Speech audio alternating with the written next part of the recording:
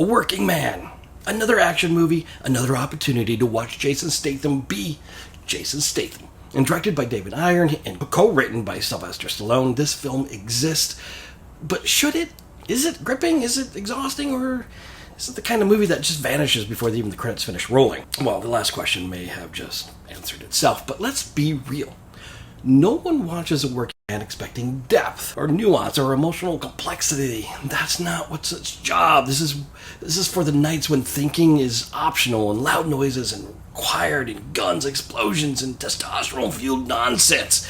If that's the mission, the film accomplishes it. David Ayer and Jason Statham previously worked together on The Beekeeper, and a movie that somehow ended up being the superior effort. And yet, here we are.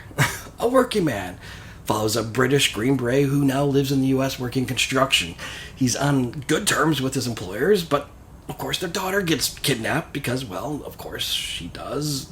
There wouldn't be a movie. Meanwhile, because one forced plot line isn't enough, we get another. Our hero has a daughter from a previous relationship. The mother exited the story via tragic backstory, leaving the kid in the custody of her wealthy grandfather. And of course, this grandfather, who could be the stock image of an out-of-touch rich guy, is actively working to erase our hero's custody rights.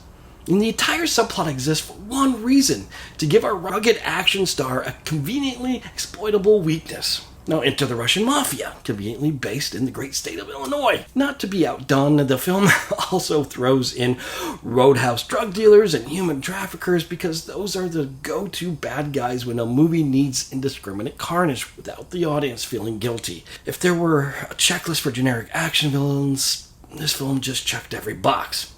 But does it sound familiar? It should, because Taken set the standard. Even The Sound of Freedom handled it material with more finesse. But let's not forget, Stallone co-wrote this, and he's been recycling the theme since the last Rambo movie. The formula is still intact. Violence, minimal justification, repeat. And the rescue mission. Logic and timelines barely hold together, but the film trudges forward, convinced it's building towards something profound. It doesn't. And the villains are paper thin, and the plot painfully predictable, and the kidnapped girl feels like an afterthought, but to its credit, she's at least gets to fight back. She's strong. She's a strong woman, just so happens to be the victim, which is kind of refreshing.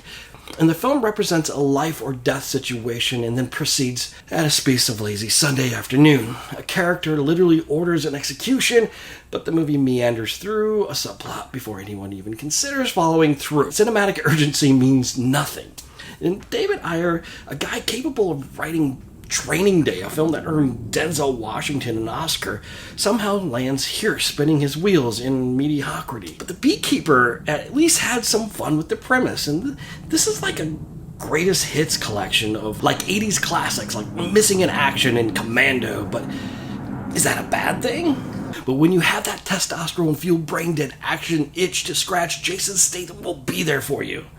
So what's the final verdict between the two Ayers and Statham films, The Beekeeper and A Working Man?